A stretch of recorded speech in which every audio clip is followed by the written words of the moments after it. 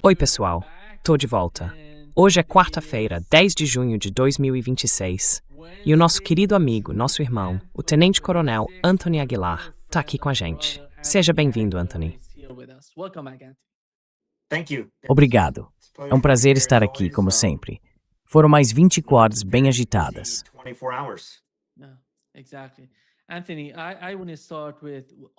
Exatamente. Anthony, eu quero começar falando sobre o ataque que está acontecendo agora. Os Estados Unidos, finalmente Donald Trump disse hoje que vai atacar o Irã. E o ataque está acontecendo neste momento. Parece que a primeira fase já foi concluída. Eles atacaram 7 áreas, 7 regiões do Irã no sul, basicamente na parte sul do país. Bandar Abbas, Assaluye, Ilha Sirik, Ilha Qashm e também a Ilha Kangan, que fica perto de Assaluye. Assaluye fica no sul, se você lembrar, é onde fica aquela usina de gás na região sul do Irã. Eles tentaram atingir a planta petroquímica de Assaluye, que é uma das áreas industriais mais importantes do país, no sul do Irã. Foi um míssil de cruzeiro, mas ele foi interceptado pelo sistema de defesa aérea iraniano.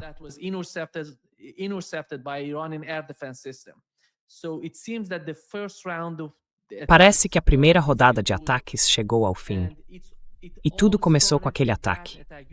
Você lembra que ontem a gente estava falando sobre o helicóptero Apache que foi atingido por um drone?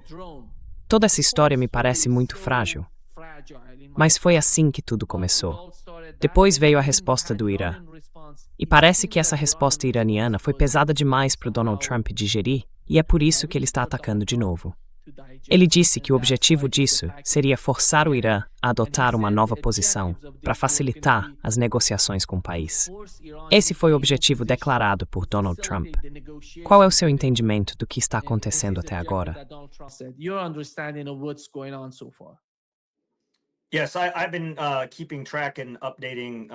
Sim, eu tenho acompanhado e me atualizado sobre tudo o que está acontecendo. E agora, especialmente com os Estados Unidos voltando a atacar, o Comando Central americano divulgou que há 100 alvos planejados para esse próximo período de escuridão, já que ainda é madrugada. E a gente observa os ataques que estão prestes a acontecer. A gente sabe que um F-16 tentou interceptar o espaço aéreo, mas foi emboscado por um sistema de defesa e precisou recuar. Também há relatos, possivelmente, de que um destroyer americano foi atingido por um míssil de cruzeiro no Estreito de Hormuz. O Irã fez uma declaração formal dizendo que o Estreito de Hormuz está fechado para todo o tráfego. Tudo, sem exceção. Não importa a bandeira ou o registro. Tudo.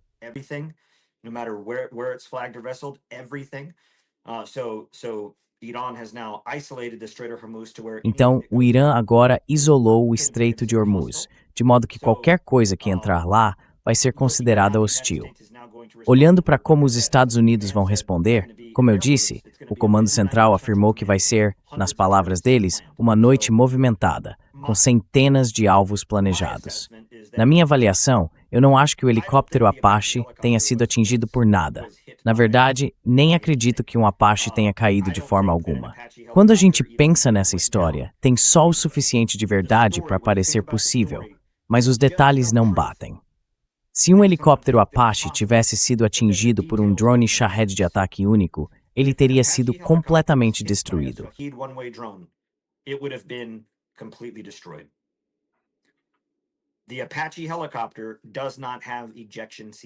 O helicóptero Apache não tem assentos ejetáveis, não tem como sair. Então, se os Estados Unidos seguissem a narrativa de que um dos drones deles destruiu o nosso Apache, explodiu tudo e o piloto morreu, isso seria um baita golpe na imagem do complexo militar industrial e na tecnologia das Forças Armadas Americanas. Quer dizer, um drone de $30 mil, impresso em 3D e de uso único, conseguir travar o alvo, atacar e acertar um Apache Guardian de $100 milhões. Não dá para admitir que ele foi destruído. Então dizem que o drone atingiu e que os pilotos, caíram no mar. Mas se isso fosse verdade, teria que ter havido um resgate. Aí os Estados Unidos vêm com essa história de que, foram resgatados por um barco drone. Como assim?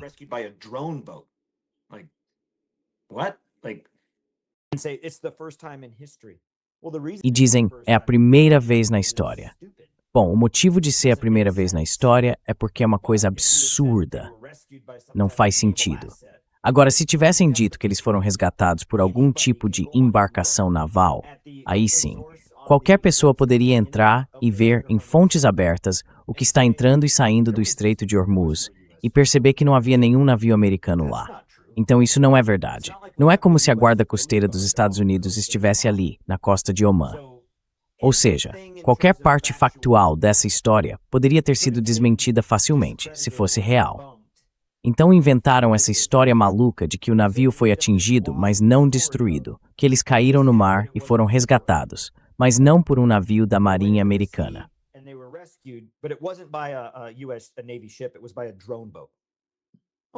Foi por um barco drone. Tá certo. Mesmo que tenha sido isso, como é que eles voltaram? Quem são esses pilotos? O que aconteceu? Qual é a verdade? Existe algum destroço? Alguma prova disso? Mas agora os Estados Unidos já passaram completamente por cima desse assunto. Isso já é notícia velha, mesmo tendo acontecido há o quê? 24, 48 horas. Já é notícia velha. Esquece isso. Eles só querem que a gente se concentre no fato de que atacaram um Apache, então estamos atacando de volta. Certo. No meio disso tudo, vocês atingiram um Apache. Nós estamos atingindo vocês. O Irã ainda estava respondendo ao que Israel tinha feito ao cruzar aquela linha vermelha, com os ataques no Líbano e os ataques de retaliação contra o Irã.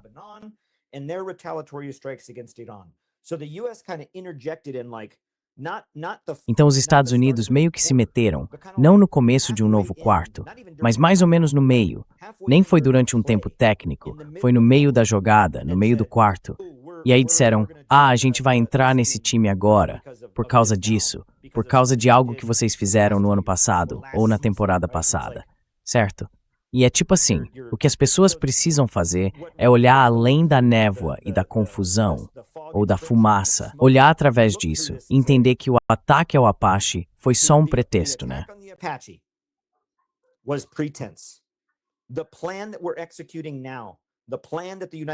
O plano que estamos executando agora, o plano que os Estados Unidos estão colocando em prática, com o número de alvos, de recursos, de embarcações navais, de jatos, de radares, de mísseis, de aviões-tanque e tudo isso que foi distribuído pela Arábia Saudita, pelo Kuwait, por todas essas regiões, tudo isso já estava pré-planejado, já estava em andamento. O que a administração estava procurando era apenas o pretexto, o menor motivo possível para poder dizer, para justificar, é por isso que estamos fazendo isso. Então tudo isso já estava planejado. O que está por vir e o que estamos vendo agora, apesar da quantidade de alvos que vai de Teherã até a costa, onde temos visto a maior concentração, com ataques repetidos, é justamente essa área de que você acabou de falar, ali no Estreito de Hormuz. É ali, em Bandar Abbas. Sim. Olha, a Ilha Sadiq fica aqui embaixo.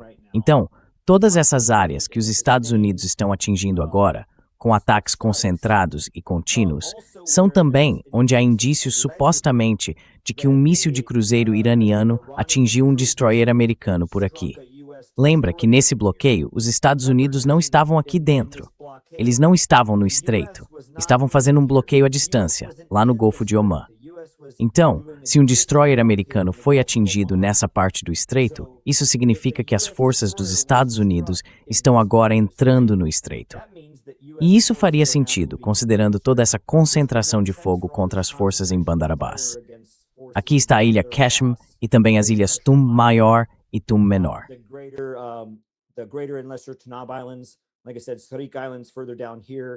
Como eu disse, a ilha Sadiq fica mais para baixo aqui.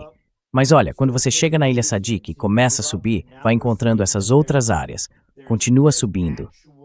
E agora a gente está vendo que há navios da Marinha dos Estados Unidos no estreito. Tudo isso foi planejado antes. Já estava decidido. A 31ª Unidade Expedicionária dos Fuzileiros Navais, a 82ª Divisão Aerotransportada, os Rangers do Exército, as Forças Especiais, a Delta, os Navy SEALs, as aeronaves, os aviões-tanque e os aviões sendo deslocados para a base aérea na Arábia Saudita, sob o comando da 387ª Ala de Bombardeio. Nada disso acontece por acaso. Tudo isso foi planejado. Agora a gente está vendo a execução desse plano.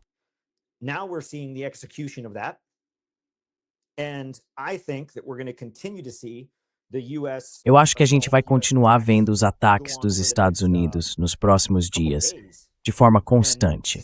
Vai ser algo, sabe, bem contínuo e depois algum tipo de ação naval. Eu não chamaria de invasão, porque não estamos invadindo o território principal do Irã. O que eu acho que vai acontecer é um ataque naval, uma operação naval, junto com forças terrestres, mas de forma bem limitada, na ilha de Qashm. A ideia seria tomar a ilha de Qashm para permitir que as forças navais entrem no estreito com mais força. É isso que eu acho que vem a seguir. O objetivo é colocar as forças navais dentro do Golfo Pérsico.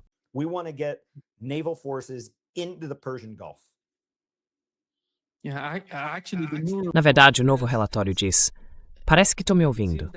Seu microfone está conectado ao sistema? Sim, meu microfone está conectado. Certo. Por enquanto, está tudo bem. E aqui está o que o Quartel-General Central, Qatam al-Anbiya, do Irã, anunciou. Eles declararam o fechamento total do Estreito de Hormuz. Diz que após a agressão das forças americanas, e considerando o início dos ataques do exército invasor em algumas áreas no sul da província de Hormozgan, Hormozgan é a província de Bushehr, e daquela região, exatamente. Na província de Hormozgan, a partir deste momento, por causa da falta de segurança na região, o Estreito de Hormuz está declarado fechado para a passagem de qualquer tipo de embarcação, incluindo petroleiros e navios comerciais. E qualquer passagem será alvo de ataque. Até agora, eles já atingiram 2 navios no Estreito de Hormuz.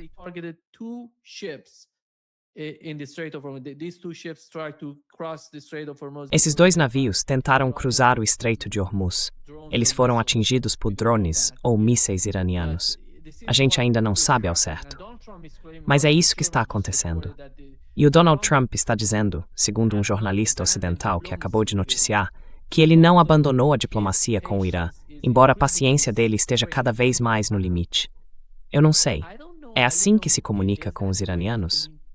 Ele já teve uma experiência parecida em 40 dias de guerra. Quis forçar o Irã a uma certa posição. Isso não aconteceu. E agora ele está tentando fazer o mesmo. Se esse estreito for totalmente fechado, isso significa que nenhum navio chinês, paquistanês, russo, ninguém vai conseguir passar pelo Estreito de Hormuz. E isso vai ter um impacto enorme no preço do petróleo no mercado.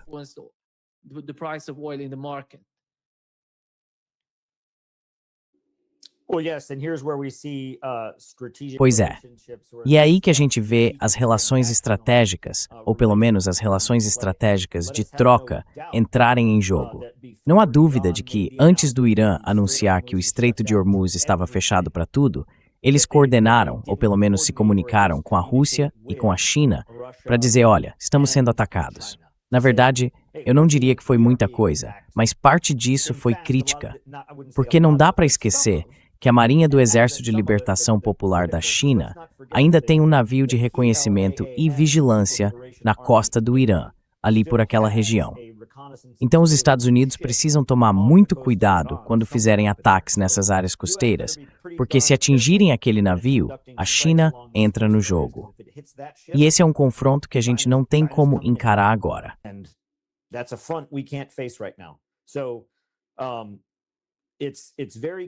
Então é muito claro que os Estados Unidos estão planejando uma operação naval em grande escala, ou pelo menos em escala maior, no Estreito de Hormuz. Eu acredito firmemente nisso. Tudo que eu vejo, em termos de recursos, planejamento, logística, ações, ataques, alvos, tudo indica esse tipo de atividade. Ou então é uma distração estratégica, uma manobra, digamos assim, para atrair todos os recursos do Irã para o Estreito. E para fazer isso, você precisa mostrar algo real. Não dá para fingir.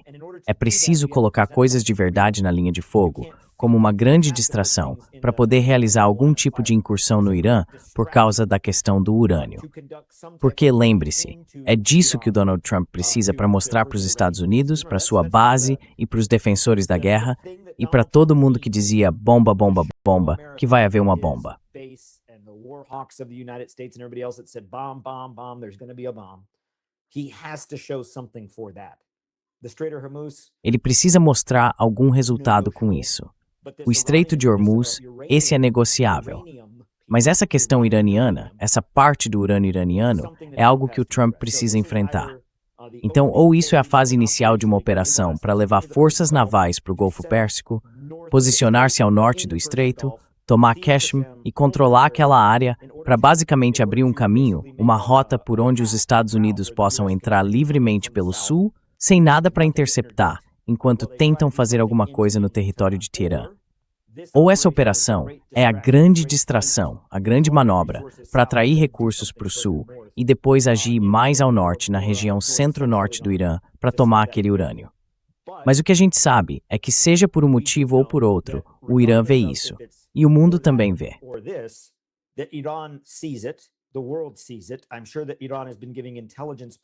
Tenho certeza de que o Irã vem recebendo informações da China, dizendo algo como: é assim que os Estados Unidos estão operando no Mar da Arábia e até no Oceano Índico, porque nossos ativos navais estão partindo dali, do Oceano Índico.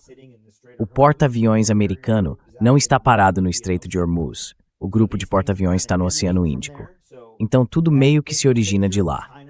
E é essa visão mais ampla que a China está passando para o Irã. Tipo, olha, tem mais coisa vindo aí. Ou eles estão movendo isso para cá. Estão entrando pela lateral, não pelos fundos. Esse tipo de coisa. Quando você observa tudo isso acontecendo, o Irã sabe que algo está por vir. A China está fornecendo a inteligência. Eu garanto que eles já se comunicaram com a China e com a Rússia, num nível de, vocês sabem o que está chegando.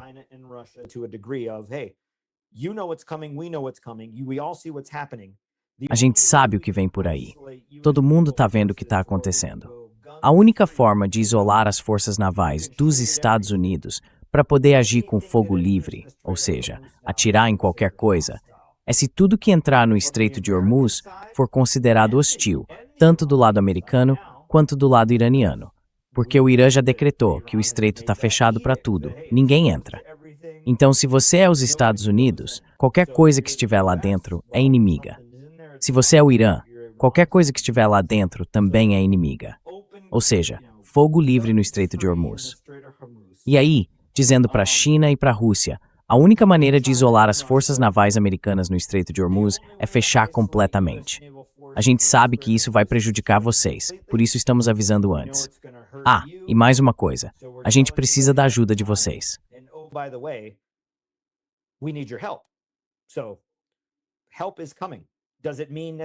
Então, ajuda está a caminho. Isso significa necessariamente forças chinesas ou russas diretas? Não, mas significa que vai haver apoio da China e da Rússia, diplomático, político e militar, para reabrir o estreito e mantê-lo sob controle iraniano. É esse o tipo de disputa que a gente vê agora, mas isso pode mudar em questão de horas ou até no mesmo dia, dependendo do resultado das próximas rodadas de ataques. Pode acontecer, por exemplo, se os Estados Unidos, aquela planta petroquímica que foi atingida ali perto. Eu não acho que aquilo tenha sido um erro por acaso. Acho que foi um acerto bem próximo, ou um erro calculado, como quiser chamar. Um aviso, um tiro de advertência, como a máfia deixando um peixe morto na sua porta.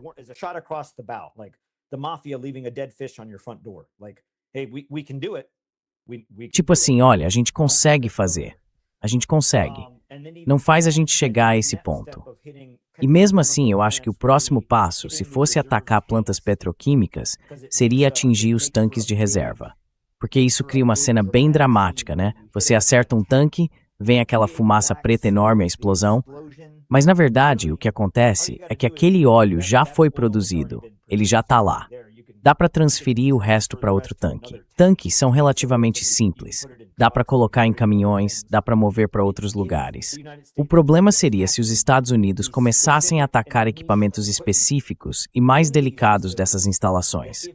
Porque, se forem destruídos, isso atrasa a produção ou o processamento por semanas. Tipo, se tem uma peça que leva semanas para ser refeita e ela é destruída, aí sim complica.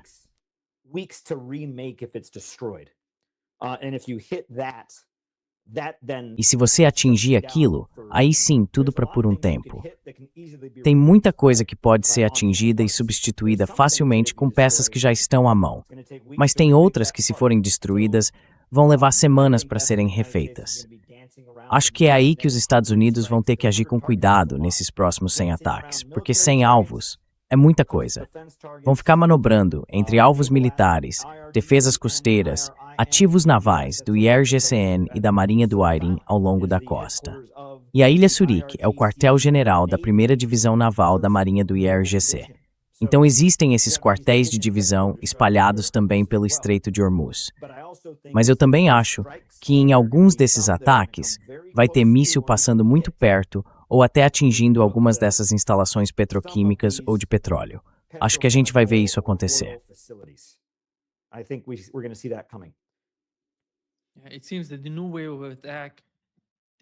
Parece que a nova onda de ataques, essa nova onda está acontecendo agora, enquanto a gente fala. E dizem que é nas colinas de Dashti. Está acontecendo lá, perto da região de Bushehr.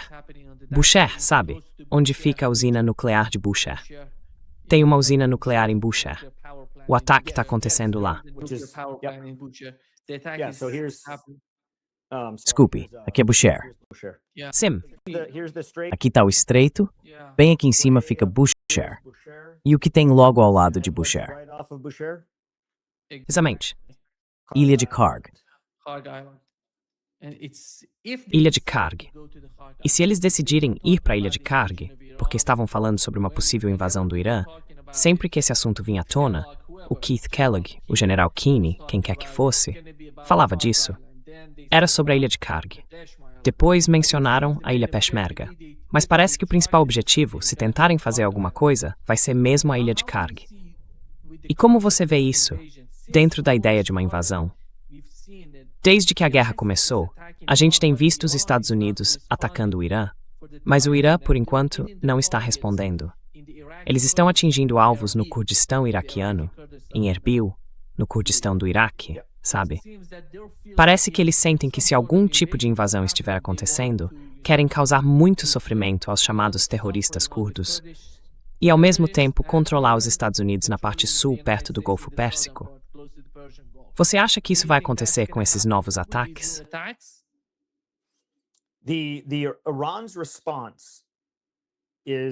A resposta do Irã sempre parte da ideia de como evitar um ataque futuro. Onde estão preparando os próximos ataques? Quais são os recursos para esses ataques? É por isso que estamos vendo mais ataques contra a Arábia Saudita agora do que antes, porque transferimos muitos dos nossos ativos para a base aérea lá. De onde vão sair os aviões-tanque, os bombardeios, as munições e tudo mais para esses jatos e ofensivas? De lá. Isso agora faz parte do cálculo. Então, quando o Irã reage, ele pensa, o que eu posso atingir que interrompa essa onda atual de ataques e impeça ou enfraqueça a próxima? Já os Estados Unidos estão numa ofensiva total, atacando vários alvos, mas sempre acrescentando um pouco mais naqueles lugares onde sabem que vão concentrar esforços.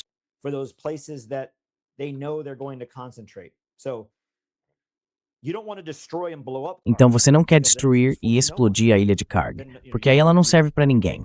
Seria como pegar a joia da coroa e acabar com ela. Nesse caso, ninguém sai ganhando. Então, a tarefa tática em relação à Ilha de Karg seria tomar e isolar, controlar o local, manter um nível geral de capacidade, mas tomar e conter, cortar o acesso. Agora, se for fazer isso, tem que ser por algum tipo de ataque anfíbio. Não dá para bombardear a Ilha de Karg e achar que vai controlá-la assim. Como eu disse, você só acabaria destruindo e perdendo tudo. Então, onde é que você vai atacar para cortar as forças, para isolar a Ilha de Karg e talvez conseguir colocar uma força limitada em terra para manter o controle?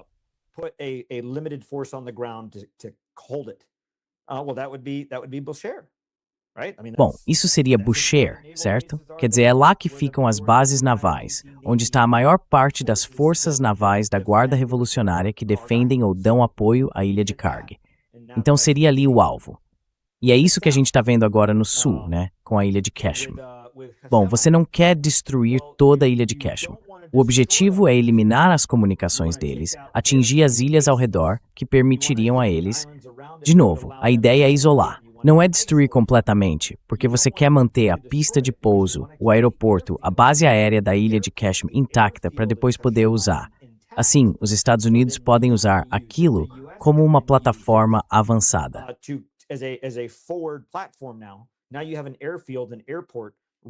Agora você tem um campo de aviação, um aeroporto, bem na costa do Irã, para apoiar futuras operações aéreas de interdição.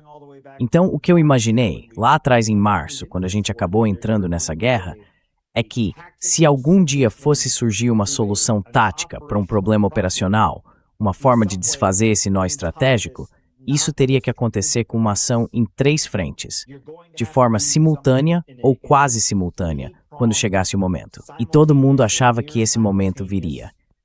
Eu só não achava que seria logo no começo, porque a gente ainda não tinha recursos suficientes.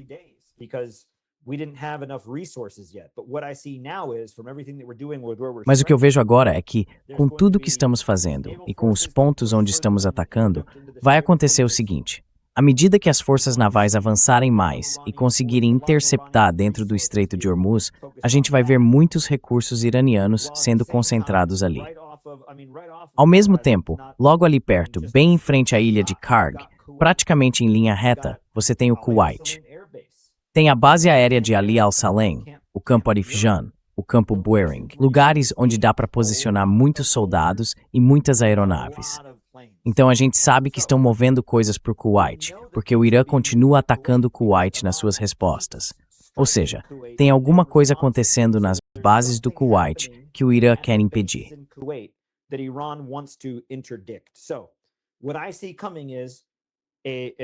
O que eu vejo acontecendo é uma operação limitada, um ataque mais restrito na ilha de Karg, algum tipo de ação passando pelo Estreito de Hormuz, com uma incursão temporária, um ataque aéreo, uma operação relâmpago, tomada de um campo de pouso na ilha de Qashm, criando as condições para então ter capacidade de trazer recursos aéreos, ter controle, ter uma rota de entrada e saída para uma missão de comando entrar e pegar urânio. Essa é a saída do Donald Trump dessa situação.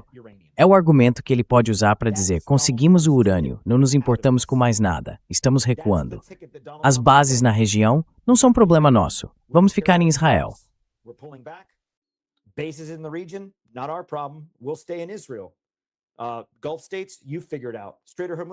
Estados do Golfo, resolvam vocês.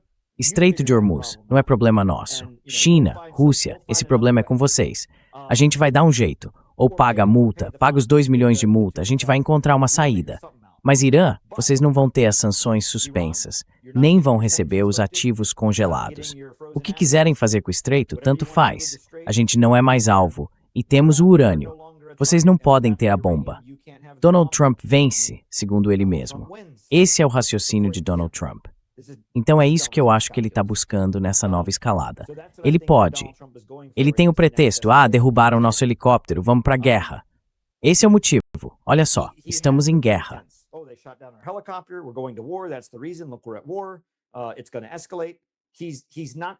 Isso vai escalar.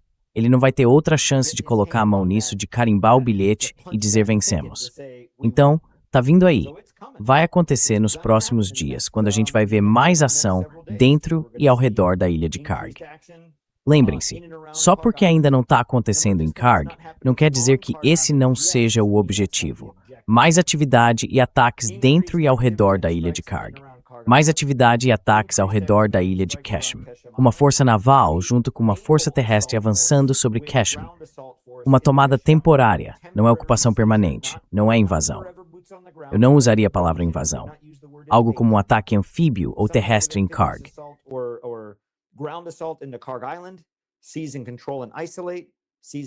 Tomar, controlar e isolar. Tomar, controlar e isolar no sul. Criar as condições para uma incursão estratégica ABC quase simultâneas, assim que tudo estiver pronto. Então, nas próximas 24 a 48 horas, a gente vai ver muita preparação de terreno, ataques contínuos, atividade naval constante, aumento de forças e a movimentação de aviões-tanque para facilitar tudo isso. Para poder voar com CC-17 ou C-130 cheios de paraquedistas e lançá-los do ar, é preciso ter combustível nesses aviões. Não dá para voar com um C-17 ou um C-130 direto de Israel. Eles precisam estar com as tropas a bordo e entrar em baixa altitude para fazer o lançamento.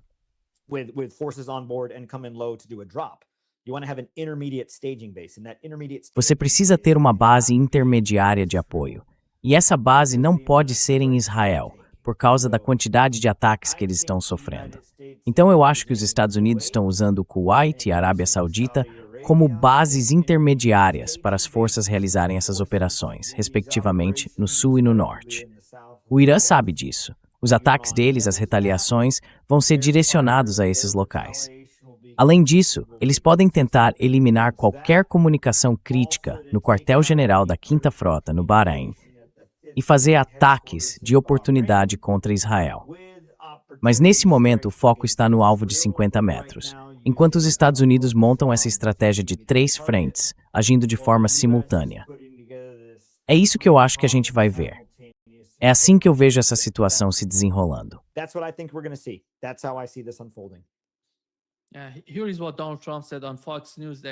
Olha só o que o Donald Trump disse na Fox News. Ele afirma que falou diretamente com um oficial iraniano e que pediram para ele parar. Então ele disse que vai parar os bombardeios em breve. E também disse na Fox News que se eles não fizerem um acordo, amanhã a gente vai bombardear eles de novo, sem piedade. Eu realmente não entendo qual é o sentido de ter esse tipo de cessar-fogo. Não existe cessar-fogo. É o Donald Trump dizendo algo como: olha só, todo o bombardeio que a gente fez, o Irã está implorando por um cessar-fogo. Mas se não aceitarem, eu vou bombardear de novo.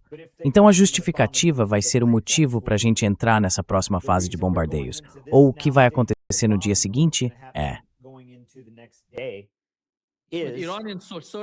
Desculpe interromper você.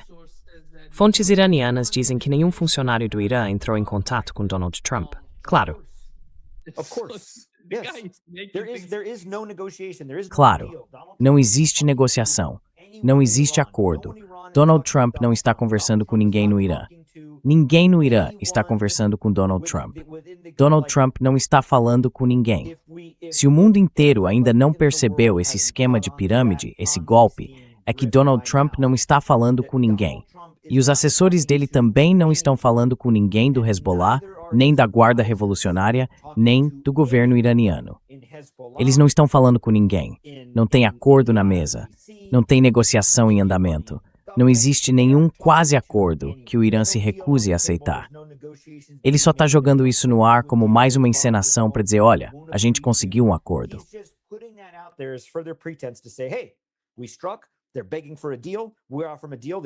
Eles estão implorando por um acordo. Mas a gente já saiu dessa. Eles não quiseram, então vamos atacar de novo. Tudo isso é só uma desculpa para continuar com esses ataques. Nunca houve intenção de fazer um acordo de paz. Nunca houve intenção de negociar. O Donald Trump mantém a posição original dele, rendição total e incondicional. E ele não vai conseguir isso do Irã. Então ele vai continuar com essa encenação, esse teatro de faz de conta de tô conversando com fulano. Mas ele não tá conversando com ninguém.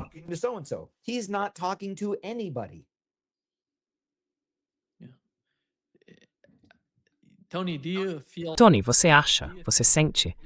Parece para mim que a resposta do Irã vai acontecer enquanto a gente conversa e que eles vão atingir algum alvo. Sim. Que horas são no Irã agora? Espera aí, deixa eu conferir aqui rapidinho. No Irã são... Oi, what a friend. São 3 da manhã. É isso mesmo, 3. Não fora daquele intervalo de meia hora? Ou são 3h36 da manhã? Ah, não. É que eu tô 1 hora à sua frente. Você tá 1 hora na minha frente. Eu sei, mas sabe o Afeganistão? Fica 6h30 à minha frente. 6h30 à frente, né? Vai estar 7h30 à sua frente. No messaging. Certo? Porque tem gente que não percebe que, por exemplo, o Afeganistão e o Irã não têm uma diferença de 1 hora inteira. É de meia hora. Eles têm esse fuso de meia hora. Então agora são quase 3 da manhã no Irã. E é justamente nesse horário que essas coisas costumam acontecer, durante a escuridão, à noite. Principalmente quando a gente fala de aviões ou coisas desse tipo. Não é que seja impossível fazer algo durante o dia, mas é muito mais provável que aconteça à noite, ou num período de escuridão bem cedo antes de tudo começar, o que no meio militar a gente chama de BMNT, que significa antes do crepúsculo náutico da manhã.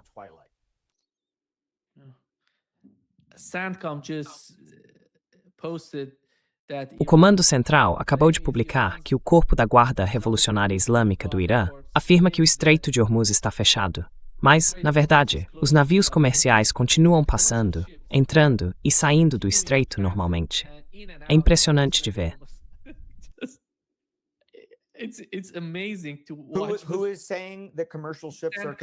Quem é que está dizendo que os navios comerciais continuam passando? O CENTCOM. Qualquer pessoa agora pode entrar no site da Maersk ou em qualquer outro rastreador de tráfego marítimo e vai ver que pode até ter navios que estavam lá e que agora estão saindo de lá. Você não atravessa o Estreito de Hormuz de lancha, né? Não é assim. Leva um tempo.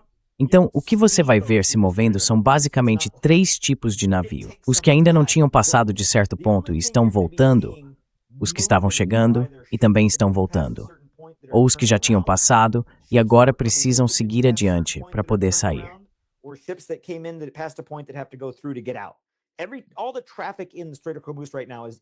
Todo o tráfego no Estreito de Hormuz agora está tentando sair, porque a Guarda Revolucionária do Irã declarou o fechamento da área. Eles disseram, o estreito está fechado. Isso não quer dizer que vão começar a atacar imediatamente todos os navios que estão ali tentando entrar ou sair depois dessa nova declaração. Então há embarcações comerciais ainda no estreito tentando sair? Claro que há, mas de fato está fechado.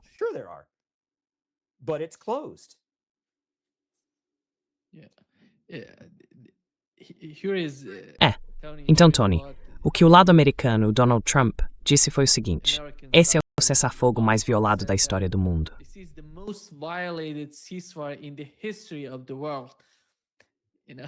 O Donald Trump está dizendo isso sobre o Irã?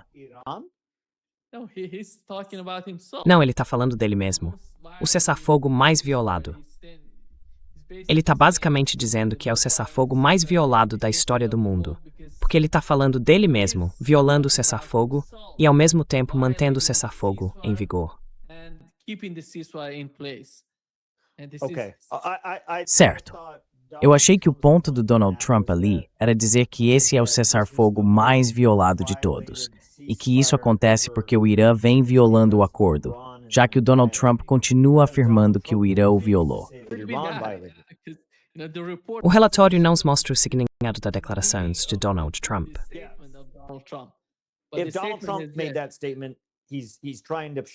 Se o Donald Trump fez essa declaração, ele está tentando chamar a atenção para o jeito dele de dizer que existe um cessar-fogo, mas que o Irã continua violando, o que é até engraçado, né? E mesmo que fosse verdade, isso não chega nem perto das violações de cessar-fogo que Israel comete todos os dias. Certo? E se a gente quiser falar sobre os piores ou mais desrespeitados cessar-fogos da história, é só olhar para Israel, para Gaza, para o Líbano. É uma declaração completamente fora da realidade. Chega a ser ridícula. Porque, aliás, de que forma exatamente o Irã teria violado a política de cessar-fogo? Eu adoraria que alguém me desse um único exemplo de violação desse cessar-fogo. Porque se você é um navio da Marinha dos Estados Unidos ou uma aeronave da Marinha Americana e está realizando um ato de guerra, e eu também vou dizer, um bloqueio. Que, aliás, é um bloqueio. Exatamente. Um bloqueio é um ato de guerra. Então não dá para dizer que existe um cessar-fogo se na verdade você pretende impor esse cessar-fogo com um ato de guerra. Isso é um paradoxo. Não dá para ter as duas coisas ao mesmo tempo. Nunca houve um cessar-fogo. Nunca.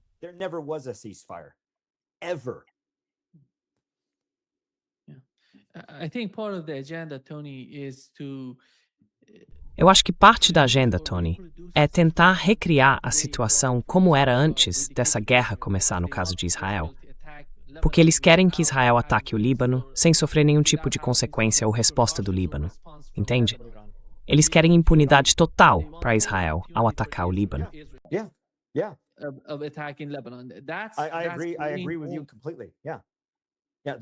Eu concordo totalmente com você.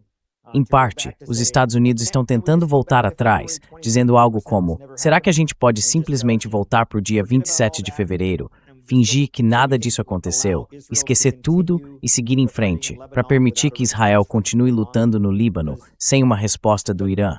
Mas é aí que está o ponto. Muita gente já disse isso antes. Essa caixa de Pandora foi aberta. Quando o gênio sai da garrafa, não dá para colocar de volta, por assim dizer. O leite já foi derramado. Seja qual for a metáfora que você queira usar, não tem mais volta.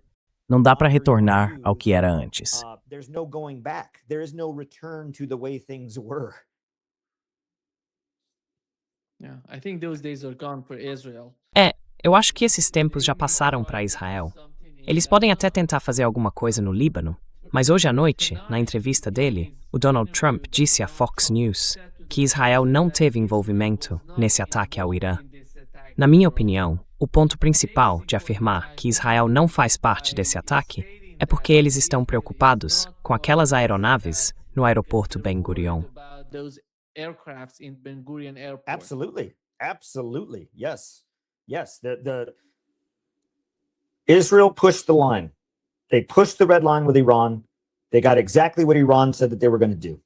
And Iran then responded and said, do it again. And we're not just going to strike in the north. We're going to hit you in Tel Aviv. So Israel pushed the red line, got their hand slapped, knows now that they can't push the red line again until Iran is taken out of the equation, or at least incapable of responding. A gente está vendo a fissura entre Donald Trump e Netanyahu crescer ainda mais. Lembre-se, não existe honra entre ladrões.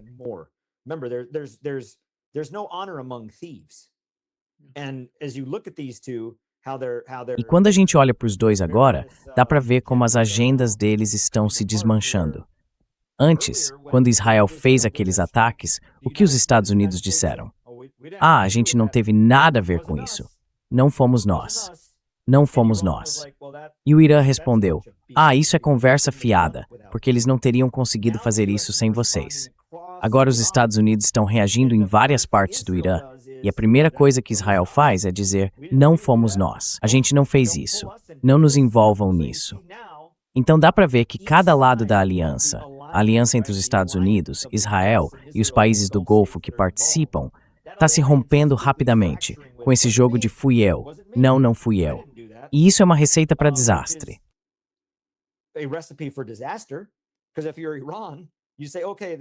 Porque se você é o Irã, você diz, não foi você? Tudo bem, então fica fora disso. E aí, pum, você ataca tudo. E se eles fizerem alguma coisa, você diz, achei que você não estava envolvido. Agora tá. E você responde rápido. Aí faz eles provarem o que dizem, por assim dizer. Tá dentro ou tá fora? Porque você estava dentro e agora tá dizendo que tá fora. É pra valer? Então é isso, né? Esse é o famoso arte da negociação do Donald Trump. O problema é que essa arte da negociação não funciona quando você está lidando com gente que tem bom senso.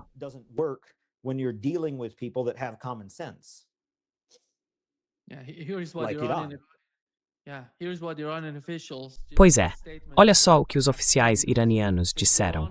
É uma declaração publicada pela agência Tasnim News. Eles afirmam que o Irã vai responder de forma decisiva a qualquer agressão militar dos Estados Unidos e que nunca vai ceder diante de ameaças ou atitudes insensatas do governo americano. Acrescentaram ainda que toda agressão americana será enfrentada com uma resposta militar firme e não com concessões políticas. Seja qual for o dia, já provamos isso no passado e vamos provar de novo no futuro, seja amanhã ou nos próximos dias. Porque Donald Trump disse que vai atacar se o Irã não ceder, se não chegar a um acordo, se não recuar. Ele disse que vai atacar o Irã amanhã, de novo. E essas novas declarações mostram que eles vão responder e não vão recuar. Essa é a mensagem para Donald Trump. Donald Trump's continued rhetoric. A retórica constante do Donald Trump, muito do que ele fala é para consumo interno. É para o público dos Estados Unidos, para o Congresso americano. É, na verdade, para consumo interno mesmo. Ninguém mais está comprando essa ideia, ninguém mais acredita nisso. E eu espero que a essa altura o pessoal aqui no Capitólio também já não esteja mais acreditando. Mas, infelizmente, muitos ainda estão. Dá para ouvir isso nos corredores. Dá para ouvir nos corredores do Congresso. Literalmente, dá para ouvir nos corredores. Dá para ouvir na cafeteria. gente sentada conversando sobre como o Donald Trump está fazendo um ótimo trabalho, como ele é um gênio e que ele tem o Irã exatamente onde quer.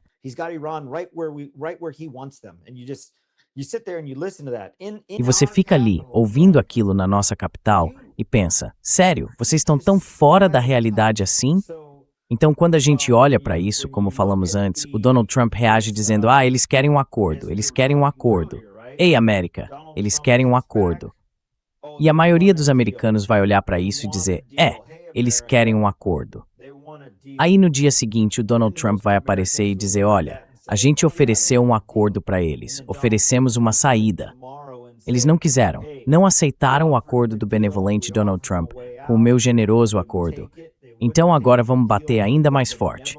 E todo mundo vai reagir dizendo, é isso mesmo, tem que fazer isso.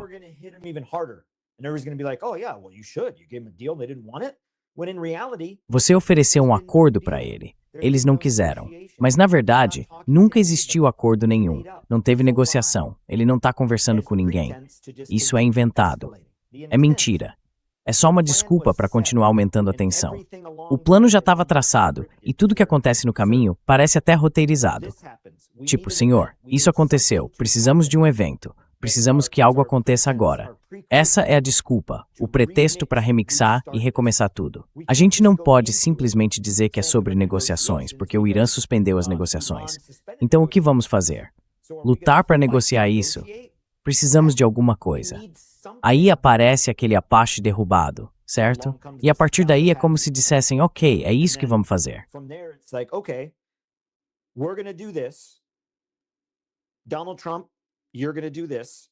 Donald Trump, você vai fazer isso. Vai dizer isso, isso e aquilo. Depois a gente vai continuar com isso.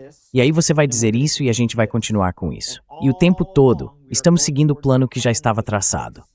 2 semanas atrás, um pouco mais de 2 semanas, 14, 15, 17 dias atrás, quando Donald Trump, na sala de situação, reuniu seus principais conselheiros e assessores militares e elaborou esse plano, o martelo da meia-noite. Perdão, a Operação Marreta. Desculpe, o que estamos vendo agora é o início da Operação Marreta, a parte operacional dela. Está começando agora.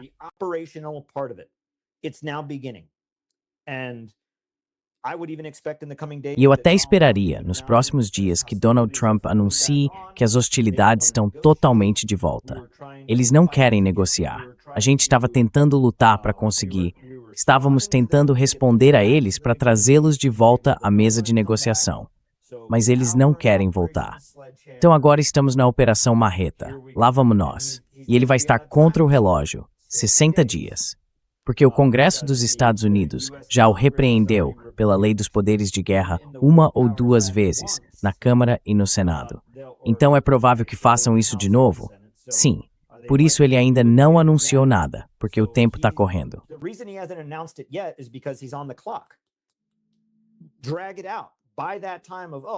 Prolonga isso.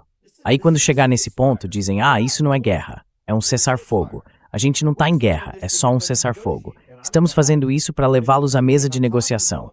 E eu estou negociando, estou conversando com eles. Isso não conta. Isso não conta. Mas aí na resposta seguinte vem, tentamos negociar, eles não quiseram aceitar o acordo. Então reagimos. Agora estamos de volta à guerra. Aí o relógio começa a contar e ele já sai na frente, porque já tinha meio que iniciado a operação, sob o pretexto de que era um cessar-fogo, indo atrás daqueles objetivos que eu mencionei lá no começo desse trecho. Sim, a gente recebeu alguns relatos da mídia israelense dizendo que um dos navios de guerra americanos, no Mar de Omã, foi atingido por um míssil hipersônico iraniano. Sim. E agora há pouco, o Comando Central dos Estados Unidos anunciou que nenhum navio de guerra americano no Estreito de Hormuz foi atingido pelo Irã. Foi isso que o CENTCOM divulgou. O Comando Central dos Estados Unidos vai negar tudo. Por que é que toda vez, tudo que tem a ver com qualquer coisa que pareça um ataque, não, foi um incêndio na lavanderia. Não, foi um golfinho que bateu na gente. Foi um... Você lembra do Iêmen? Você lembra o que é isso? Yeah, in Yemen, right? Yeah, yeah. I mean, just É no Iêmen, né? Quero dizer, são desculpas ridículas. Mas aí, do nada, de repente, o Irã derrubou um helicóptero Apache. Então você está dizendo pra gente, CENTCOM, que o Irã falhou em todas as missões que fez. Todo míssil falhou, todo foguete falhou, tudo falhou, tudo falhou. Mas dessa vez, eles conseguiram atingir um A864 Guardian com um drone e ninguém morreu? E é pra gente acreditar nisso? Mas agora a gente tem forças navais no estreito, vindo do Golfo de Omã. Exatamente nesse ponto que eu mostrei. Foi bem aqui que isso aconteceu. Exact spot I laid out. Right here is where that happened. Right here. And Bem aqui. E o CENTCOM diz algo tipo, não, tá tudo bem, nada aconteceu aqui. Amanhã a gente vai ver que teve outro, sei lá, um incêndio na lavanderia, ou então, não sei, a quadra de vôlei desabou e que aquilo não foi um ataque. Sei lá, vai aparecer alguma outra desculpa pro dano visível que tá lá. E sinceramente, a essa altura, eu acho que qualquer coisa que saia do CENTCOM nas redes sociais, pelos porta-vozes deles, é lixo. is garbage. Yeah. Let's see what É, would happen vamos ver o que vai acontecer. right now. Eu acho que nesse momento, o ponto principal, Tony, quando a gente fala desses países árabes, dos países do Golfo, é que hoje teve uma delegação do Catar indo para o Irã, tentando conversar com o Irã. E o Donald Trump disse na Fox News, eles confirmaram, que essa delegação está indo para o Irã em coordenação com os Estados Unidos, para tentar reduzir a distância entre o Irã e os Estados Unidos. A ironia é que os próprios Estados Unidos não conseguem se comunicar diretamente com o Irã e precisam mandar o governo do Catar para fazer essa ponte. The Qatari government to communicate. That's right. What But is apparently, this? at any given É isso time, mesmo. on a Wednesday Mas night, aparentemente, Thursday a morning, qualquer hora, numa noite de quarta ou numa manhã de quinta no Irã, o Donald Trump pode simplesmente pegar o telefone e falar com o Khamenei. Pelo menos é assim que ele faz parecer. Eu tô falando com o Irã. Como assim? Você tá falando com o Irã? Ele tá falando com alguém em Washington que sabe onde o Irã fica no mapa. E isso é o que ele chama de falar com o Irã? Me explica. Deram um telefone pro Stephen Miller, colocaram ele na sala ao lado e disseram, quando esse telefone tocar, finge que você é o Irã. Aí dizem pro Donald Trump, tá aqui o número do Irã, é um 800 Ayatollah. Ele liga, fala com o Stephen Miller e acha que conversou com o Irã. Como eu disse, ele não falou com a Guarda Revolucionária. Não falou com ninguém da alta cúpula do governo iraniano. He hasn't talked to anyone in the senior ranks of the Iranian government. He hasn't talked to Hezbollah leadership. Ele não conversou com a liderança do Hezbollah. O próprio Qaim Nasrallah chegou a dizer que ele não falou com eles. Então, ele não está falando com ninguém. E eu não acho que isso seja uma ilusão.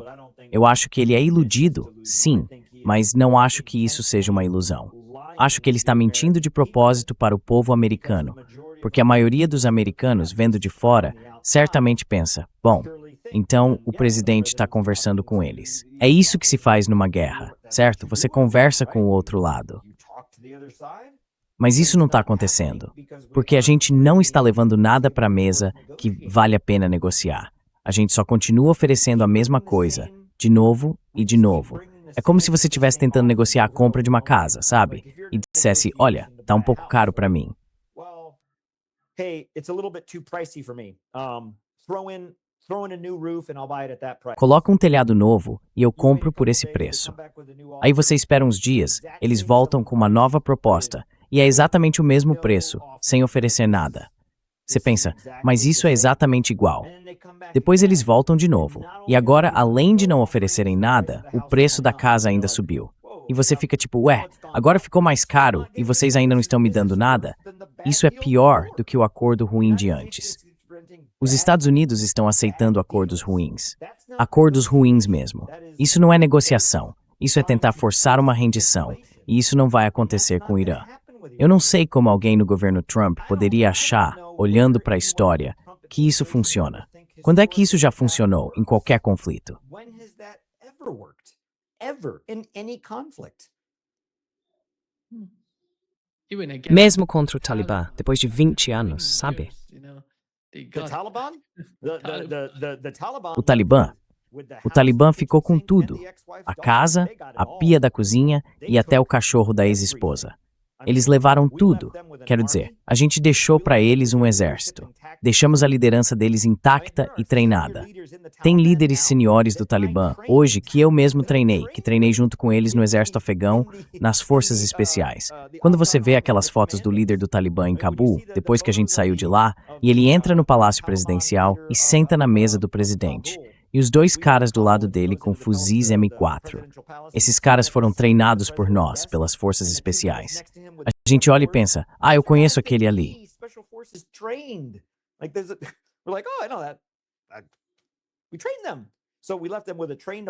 Nós treinamos eles. Então deixamos lá um exército treinado, deixamos equipamentos, deixamos munições, deixamos tanta munição que daria para começar de novo a guerra soviético-afegã e vencer. A gente deu tanto para eles. Agora, no Vietnã, quero dizer, os norte-vietnamitas ficaram no norte e nós ficamos com o sul. No fim, eles tomaram tudo, ficaram com tudo. Me mostra uma guerra em que a gente teve rendição total e incondicional e que isso não custou centenas de milhares de vidas para conseguir. E mesmo quando conseguimos, essas condições não duraram. Olha o caso do Japão.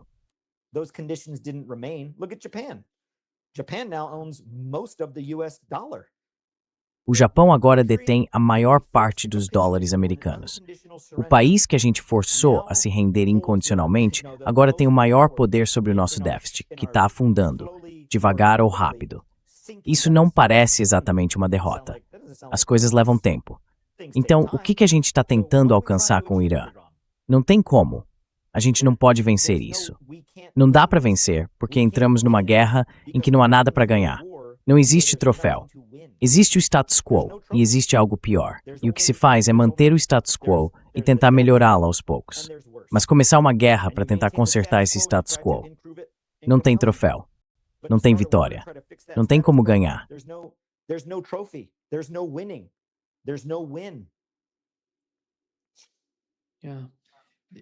Hoje saiu na CNN e na Fox News que a inflação nos Estados Unidos chegou a 4,2% em maio, a mais alta desde 2023. Pois é. A partir daí vai continuar subindo. Não parece que as coisas vão melhorar com essa guerra que continua e com o Donald Trump. O preço da gasolina caiu em algum momento? Não está subindo tão rápido, mas ainda está subindo. Não está caindo. Então a inflação nesses números de maio, vamos ver o que o fim de junho vai mostrar. Não vai ser bonito. Não. Especialmente agora, com o estreito voltando a uma paralisação total. Isso vai balançar os mercados. Quer dizer, é por isso que quando o Irã disse, olha, tá fechado, os Estados Unidos responderam rapidinho, não tá. Porque ainda é quarta-feira. Tem que esperar até sexta para dizer que tá fechado, o mercado despenca, e aí dá para fazer alguma coisa para ele subir de novo na segunda. O Donald Trump virou guerreiro de fim de semana para manipular o mercado de ações nas sextas e nas segundas. E se isso ainda não está claro para todo americano, então eu realmente não sei o que dizer. Você pode até levar o cavalo até a água.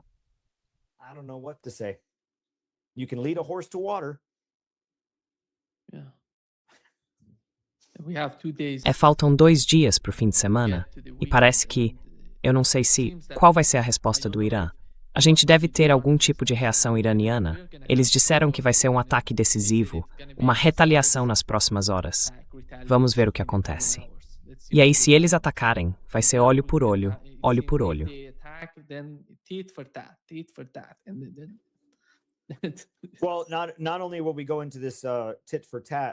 Bom, não só vamos entrar nesse jogo de olho por olho, mas os Estados Unidos vão fazer esse olho por olho. Só que vai ser assim. Eles fizeram uma coisa, a gente responde, mas com um pouco mais. Cada resposta nossa vai ter um pouco a mais, porque a gente vai dizer, olha, a reação deles foi um pouco pesada demais. Eles foram duros demais. Então a gente vai fazer mais. E aí isso vai crescendo. É o que eu venho dizendo há semanas. Quando a escalada recomeça, ou quando a guerra volta a ser realmente militar, a escalada vira exponencial. Cada ação se soma à anterior de forma exponencial. E é exatamente isso que a gente vai ver.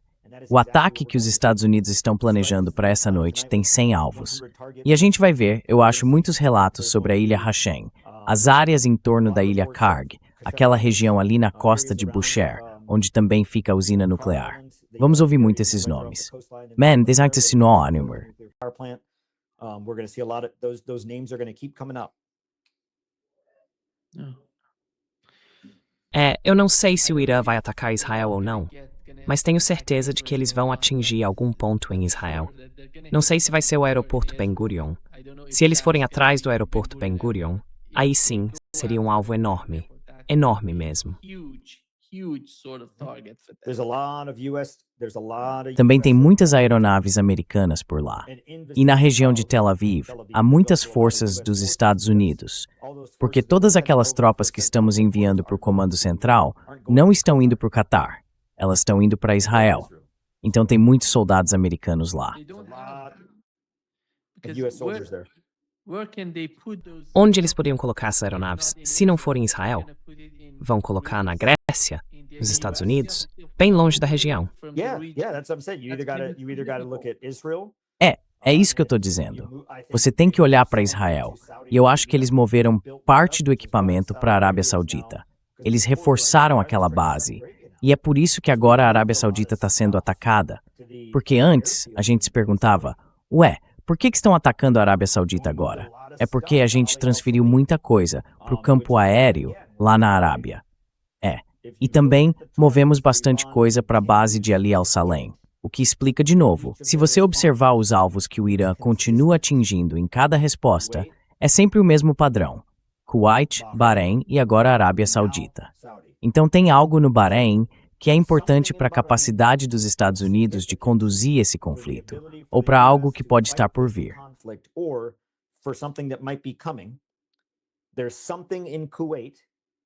Tem alguma coisa acontecendo no Kuwait e tem alguma coisa acontecendo na Arábia Saudita.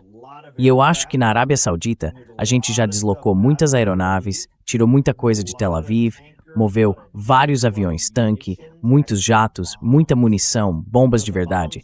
Sabe, as bombas. Você não manda isso dos Estados Unidos por correio expresso de 2 dias.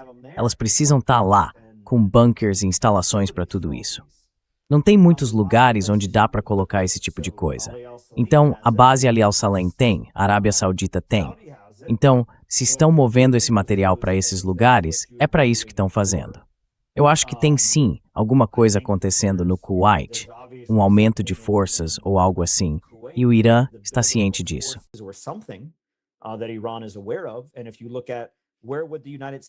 E se você pensar em onde os Estados Unidos montariam uma base intermediária para qualquer tipo de operação em direção ao Irã ou às ilhas, Arábia Saudita, Kuwait, o comando e controle disso provavelmente viriam do Catar ou do Bahrein. Só que o Catar, como a gente sabe, já tirou muita coisa de lá. Então eu acho que é por isso que estão tentando atingir o Bahrein com tanta força, para eliminar esse ponto como centro de comando e controle dos Estados Unidos. Porque se você precisa recuar o seu comando e controle e não consegue sincronizar tudo com a mesma eficiência, isso reduz o seu ritmo, diminui o seu tempo de operação. E quando esses episódios mais intensos começam, tudo gira em torno de tempo, tempo e mais tempo.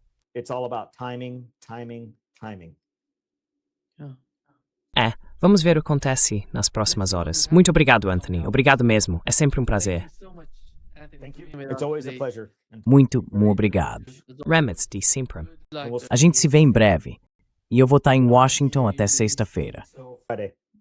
Tá bom, até logo. A gente se fala em breve. Tá bom, obrigado. Tchau. Gam night.